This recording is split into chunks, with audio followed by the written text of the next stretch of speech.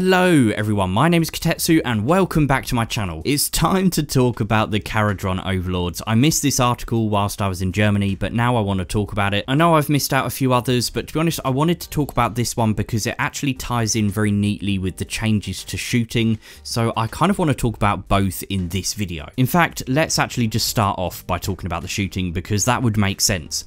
So basically now you cannot shoot out of combat. If there is an enemy unit within 3 inches of your archers or shooting unit of any description, you have to target them. That means if you are in base combat with them, you can only shoot at the enemy unit that is basically engaging you. To me, that solves some big issues with the game in terms of realism. It made absolutely no sense that you could have like a band of Blood Reavers hacking away at you and you could be busy just shooting away at something on the other side of the board as if there was nothing in front of you trying to kill you. It made no sense whatsoever, and a lot of people just did not like the rule at all. I like the fact they've kept this little stipulation down the bottom as well, that a unit can shoot at an enemy unit that's within 3 inches of another friendly unit without penalty, because it means they're not completely gimping the shooting phase like altogether to the point where no one's going to even bother taking archers or ranged units. But it's actually going to change the game quite a lot. It's a substantial change, and some people will say it's not, but it really is. It basically means that if there are some really pesky units that annoy you a lot,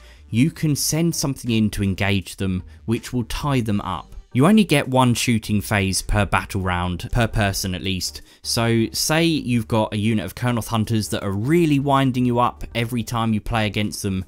Now you can just send in some kind of tar pit to just take them out for a few turns or whatever it might be, which could mean the difference between those Kurnoth Hunters taking out one of your major units or just sitting there basically doing nothing. So it's a big change. But the problem there is it means it's going to affect factions like KHARADRON Overlords an awful lot. If there are 2 factions that really spring to mind that are heavily focused on range, KHARADRON Overlords are certainly one of them. Here's the thing, like, I'm going to try not to be negative too much because every time I talk about KHARADRON Overlords I tend to be a little bit negative.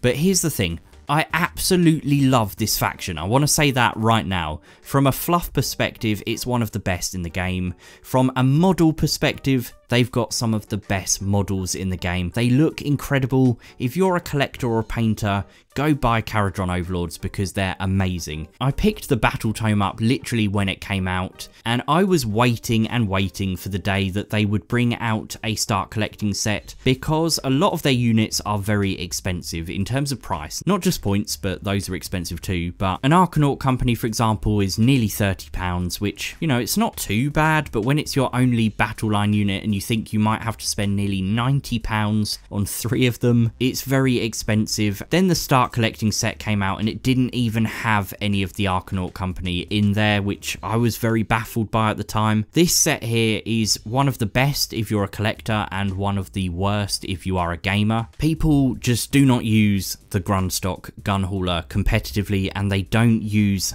Grundstock Thunderers either, which is a massive shame because they're actually very cool models and the potential is very high, but they basically massively nerfed them in the General's Handbook 2017 because they blocked you from spamming certain weapon types. What that means now is the unit could be even worse because they could get blocked from shooting quite quickly. But I mean, this is a faction focus. It's meant to introduce them as much as tell you how they're changing in the new rules, and from a perspective of introducing them, there's so much good stuff here. Like, they're these crazy dwarfs who live in the skies on flying ships. What's not to like?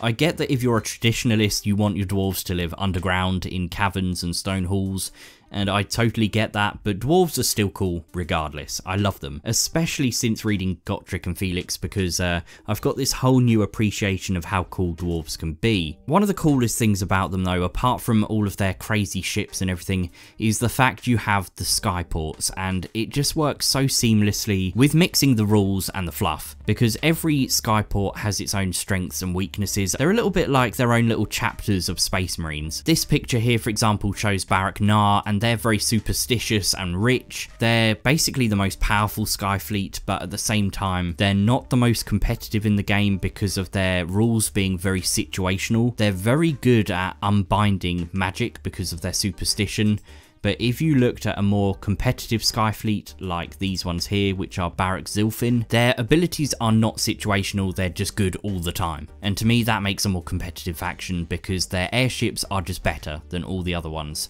And considering the airships are a focus of the faction, you want them to be as good as possible. Thing is, there's always the rule of cool, like, do you go for the fluff, do you go for the rules in the book? Because ultimately the rules in the book will change, and that will lead to a lot of disappointment from a lot of people, but that is a whole different topic. What they've done is basically give you a bit of an overview of someone's perspective. This one is a White Dwarf photographer called Jonathan, and he's clearly passionate about his KHARADRON Overlords. He's talking from a perspective of basically being a total beginner. He said get an Archanaut company so that you've got your battle line, and then maybe go and get a frigate or a Grundstock gun hauler. But most people who focus on this army go straight for the Ironclad because it holds the most models and it's got the best firepower, and in terms of its transport capacity it's definitely the most efficient in terms of the points it costs. A lot of people just think that the frigate is overpriced and the gun hauler is just not worth it in any way, shape or form, which is a shame because they're very cool models. The problem with the Ironclad in my opinion is that its damage output is just not very good. For example, if you put this athematic volley cannon, I believe it's called, in fact let's just have a quick look at the rules.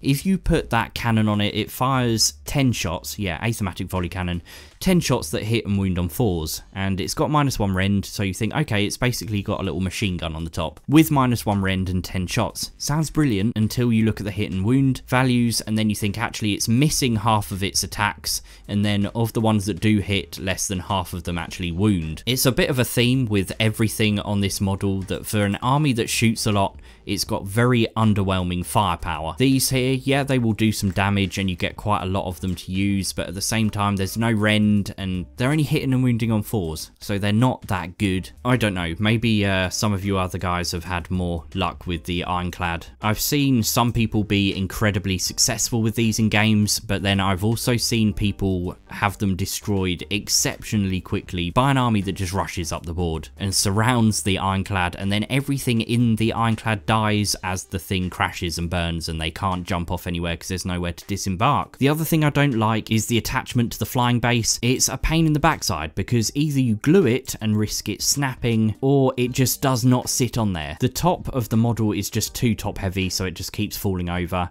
and I've seen some games where people have tried to prop it up or use cotton wool or all sorts of things, but it's just a pain in the backside, and I kind of wish Games Workshop had have come up with a slightly better solution to that. But otherwise it's an absolutely amazing model. So there's kind of pros and cons basically to everything in the army, but to me there just seems to be too many cons. Let's see what they have to say about the new edition. Basically, the Grundstock Thunderers are a standout unit in the new edition. In the combat phase they can retreat instead of pile in. Is that going to be their saving grace? I guess we're going to have to wait and see until we know exactly what these changes are going to be. But for some reason I'm kind of doubting it. I think a lot of people got frustrated when they stopped you being able to spam certain weapon options in here as well, because they spent a lot of money and time converting them, and then Games Workshop just FAQ'd that really quickly. Next thing they said is that the Sacrosanct Chamber is excellent news for the KHARADRON Overlords because you can include a wizard.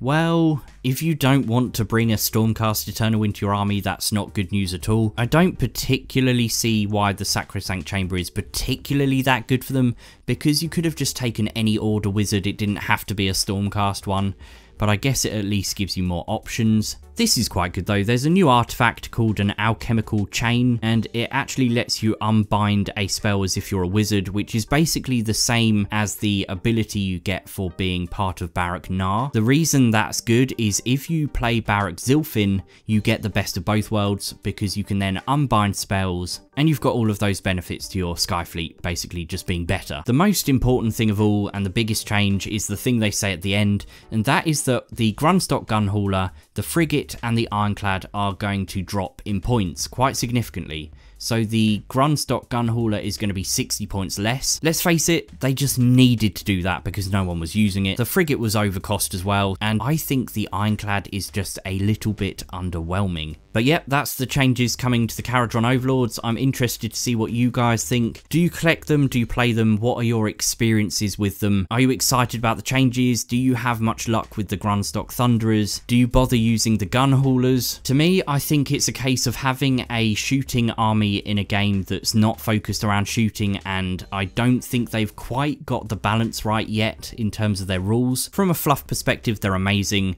From a rules perspective, they're slightly lacking. And if you think about it, if you try and focus an army too much on shooting, you basically only get one decent attempt at dealing damage per battle round. Whereas if you have a combat focused army, you get to attack in your own turn and you get to attack in your opponent's turn. So it's all about having a balance of the two, and at the moment I just feel like in Age of Sigmar they don't want the shooting to be overpowered, and it kind of leaves KHARADRON Overlords feeling a bit lost. But anyway, I'm going to leave this video here. Thank you very much for watching. Don't forget to like the video, don't forget to subscribe if you're new, and hit the little bell icon so you know when my videos are coming out, and otherwise I will see you really soon.